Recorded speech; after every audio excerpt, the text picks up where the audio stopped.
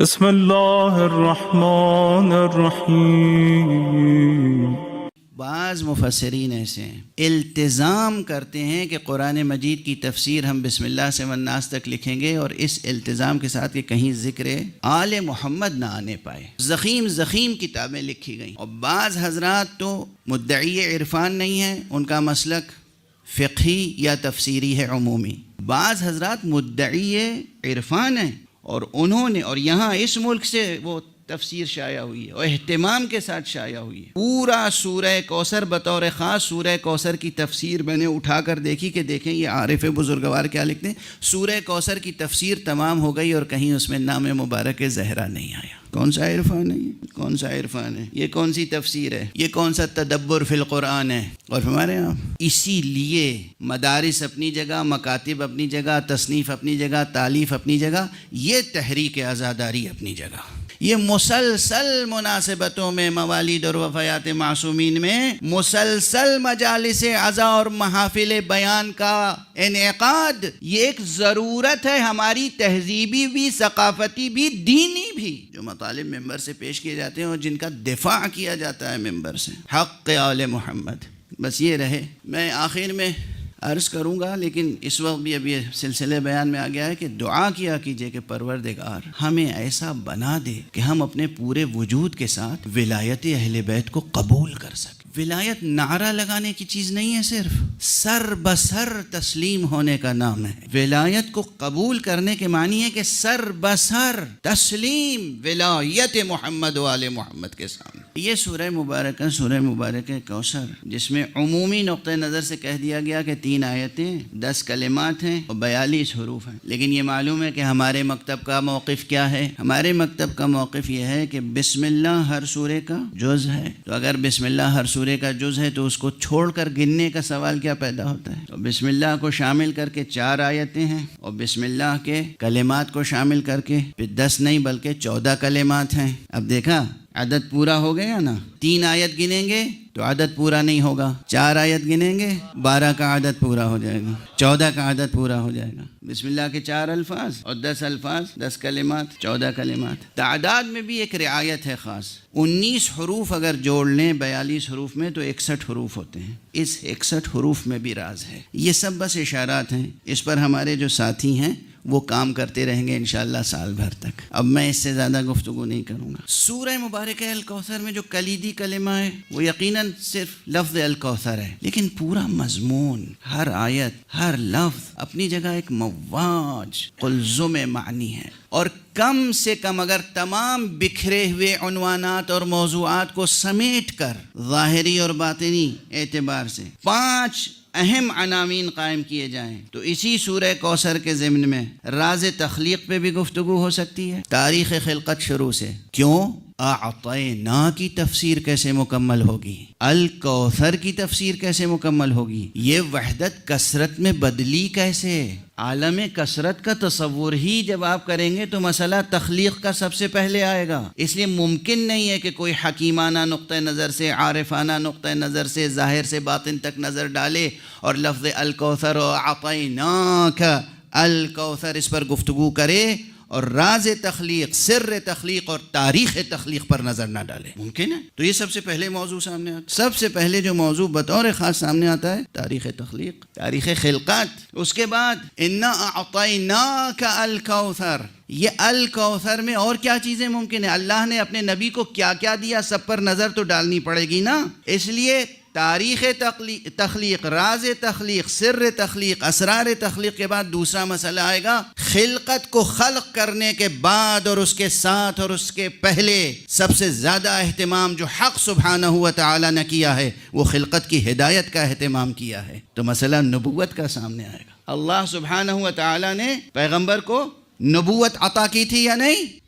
نبوت کے ساتھ ساتھ صرف یہی نہیں کہ نبوت عطا کی، رسالت عطا کی، ممکن نہیں، جس طرح توحید کے تقاضے ممکن نہیں ہے کہ پورے ہو جائیں جب تک کہ نبوت اور رسالت سامنے نہ آئے، اسی طرح ممکن نہیں ہے کہ نبوت اور رسالت کے تقاضے مکمل ہو جائیں جب تک کہ ولایت سامنے نہ آئے۔ اس لیے ممکن نہیں کہ آپ لفظ الکوثر کی تفسیر سے گزر جائیں ولایت سے بحث کیے بغیر. امر ولایت مسئلہ ولایت مصطفیٰ، ولایت اہل بیت مصطفیٰ، وہ ولایت جس کا سلسلہ ولایت حق صمدی سے ہے. معلوم ہے نا عزیزان گرامی، ولایت کے نعرے تو بہت لگاتے ہیں. ولایت کا سرچشمہ کیا ہے؟ ولایت کا سرچشمہ کیا ہے؟ اسی مشہور آیت کو بھی اگر لے لیں جو کہ جامع ترین متن ہے فلسفہ ولایت سے متعلق، سورہ مائدہ کی آیت انما ولیکم اللہ. سب سے پہلے بات کہاں آئی؟ منحصر ہے حقیقت ولایت کس ذات میں؟ اللہ سبحانہ و تعالی. قرآن مجید اور قرآن کے احکام اور قرآن کے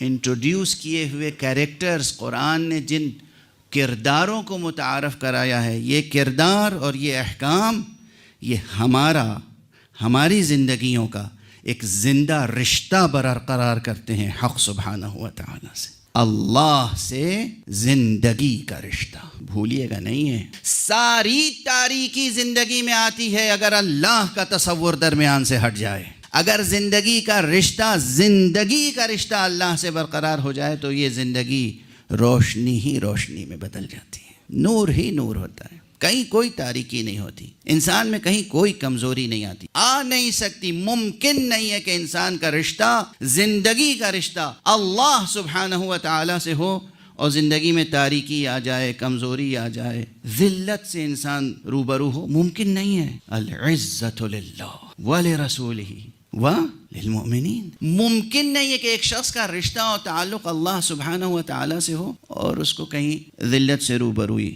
ہو جائے. یہ بھولیے گا نہیں. اور یہاں پر موازین کو بھی بہتر سے بہتر بنانے کی ضرورت ہے، صحیح موازین تک پہنچنے کی ضرورت ہے کہ ہم کس چیز کو عزت سمجھتے ہیں اور کس چیز کو ذلت سمجھتے ہیں. اگر کوئی ظالم، جابر، فاسق، فاجر تخت پر بیٹھا ہو اور اپنے برابر میں بیٹھالنا چاہے تو وہاں بیٹھنا عزت نہیں ہے، اس کے سامنے کھڑا رہنا اسی میں عزت ہے. کس کے برابر میں بیٹھیں گے؟ اس طرح بیٹھنا کہ دامن سمٹا ہوا ہو، اس کا غبار بھی دامن میں نہ لگ جائے. اسی لیے جس چیز کو دشمنان اہل بیت کے لیے سبب نعوذ باللہ ذلت و رسوائی سمجھتے ہیں، وہی چیزیں اہل بیت کے لیے سبب رفعت و بزرگواری ہیں.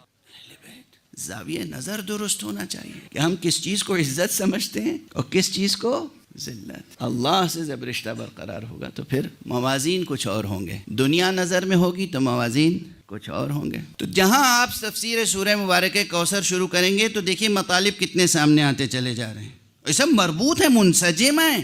یہ سخن گسترانہ باتیں نہیں ہیں، یہ سخن سازی نہیں ہے، سخن پردازی نہیں ہے. مطالب کو بلا وجہ اطناب دینا نہیں مقصود ہے. اصلا اگر دقت نظر کے ساتھ منہ بمنہ، قدم بقدم، حرف بحرف، نفس بنفس، معنی بمعنی ارتباط کے ساتھ آگے بڑھیں گے، ممکن نہیں ہے کہ آپ اِنَّا أَعْطَيْنَاكَ الْكَوْثَرَ اس کی تفسیر کر لیں، تفسیر ظاہری بھی، اور مسئلہ تخلیق سے دو چار نہ ہو. ممکن نہیں ہے کہ آپ مسئلہ تخلیق کو چھیڑیں اور اس کے بعد مسئلہ نبوت و رسالت درمیان میں نہ آئے.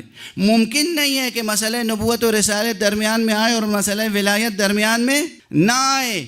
اور ممکن نہیں ہے کہ مسئلہ ولایت بھی درمیان میں آئے اور پھر مسئلہ شفاعت درمیان میں نہ آئے. تو کتنے عناوین ہو گئے؟ 4 تو ہو گئے. مسئلہ تخلیق، مسئلہ نبوت و رسالت، مسئلہ ولایت، مسئلہ شفاعت. اور جہاں مسئلہ شفاعت ہے اور جہاں آخر آیت تک پہنچیں گے ان شانئک هو الابتر، تو یہ ابتر کا مسئلہ صرف یہیں تک تھوڑی ہے، اس دنیا تک. ان کا دشمن اس دنیا میں بھی ابتر ہے اور اس دنیا میں بھی ابتر ہے. تو کلی اعتبار سے مسئلہ شفاعت تک جب پہنچے گا تو پھر معاد کا مسئلہ ہوگا. اب یقین فرمائیے کہ ممکن نہیں ہے کہ سورہ مبارکہ کوثر کی تفسیر مکمل ہو جائے اور یہ کم از کم 5 اہم عناوین قائم نہ ہوں اور باقی تمام فرعی عناوین، شاخ در شاخ عناوین اور مضامین سب سمٹ کے آ جائیں گے ان 5 عناوین کے تحت. تخلیق، راز کثرت، نبوت و رسالت، ہدایت، ولایت، شفاعت اور معاد. یہ 5 عناوین صرف عناوین ہی تو گنا سکتا ہوں. اب آج آخری تقریر ہے. اور ہمارے یہاں سورہ کوثر، ممکن نہیں ہے کہ سورہ کوثر پر گفتگو ہو اور یہ عناوین آپ نہ چھیڑیں. اگر نہیں چھیڑیں گے تو اس کا مطلب آپ سرسری طور پر گزر گئے اور یقین فرمائیے پوری دل سوزی سے کہہ رہا ہوں عزیزان گرامی، بزرگان گرامی، یاد رکھیے گا قرآن وہ کتاب نہیں ہے جس سے سرسری طور پر گزر جائے۔ قرآن تو ہر لفظ ایک کلمہ سامنے آیا اور وہ آپ کو پورے وجود کے ساتھ جذب کر لیتا ہے۔ اگر معرفت ہو کلام کس کا ہے، آواز کس کی ہے، لہجہ کس کا ہے، ارے یہ بات کون کہہ رہا ہے، کس لیے کہہ رہا ہے، ہر لفظ ہر حرف پورے وجود کے ساتھ جذب کر لیتا ہے۔ اور جب آپ جذب ہو جائیں کلام میں تبھی معنی دریافت ہوتے ہیں۔ آواز پردے سماعت سے ٹکراتی رہے تو معانی دریافت نہیں ہوتے۔ آپ جذب ہو جائیں، جذب ہو جانے کے معنی بھائی محسوس مثال دے دوں، سمندر میں موتی ہوتے ہیں نا، تیر تھوڑی رہے ہوتے ہیں اوپر موتی، سمندر میں موتی تیر نہیں رہے ہوتے ہیں، تہ میں ہوتے ہیں موتی، تو جو غواصی کرے گا اس کے ہاتھ آئے گا موتی۔ تو قرآن ایک بحر ناپیدا کنار ہے، سرسری طور پر گزر جائیے گا تو موتی ہاتھ نہیں آئے گا، جذب ہو جائیے گا اس میں تو گوہر معنی ہاتھ آ جائے گا۔ تو عرض کر رہا تھا کہ سورہ مبارکہ کوثر پہ گفتگو کے لیے اور ہمارے کس طرح دروازے کھل رہے ہیں۔ ترجمہ پڑھ کے گزر جائیے، 70 زبان میں ترجمہ پڑھ لیجئے، کیا حاصل ہوگا؟ الفاظ کے بدلے عربی کے بدلے اردو کا لفظ، یا عربی کے بدلے فارسی کا کلمہ، یا عربی کے بدلے انگریزی کا کوئی لفظ آ جائے گا سامنے۔ لیکن یہ دروازے معنی کے نہیں کھلیں گے، معنی کے دروازے تب کھلیں گے جب آپ جذب ہوں گے اس میں، جب ڈوبیں گے اس میں پورے وجود کے ساتھ۔ اس وقت قرآن آپ کا ہوگا اور آپ قرآن کے ہوں گے۔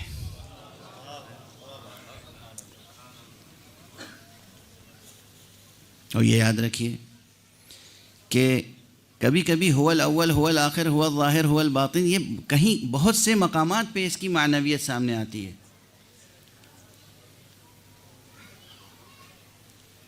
سمندر میں سامنے ٹھاٹھے مارتا ہوا سمندر ہو اور آپ سے کہا جائے چھلانگ لگائیے، اس میں لگا سکتے ہیں؟ ہر شخص لگا دیتا ہے چھلانگ؟ وہی لگاتا ہے جس کے پاس ہمت ہو، جرأت ہو، حوصلہ ہو، طاقت ہو۔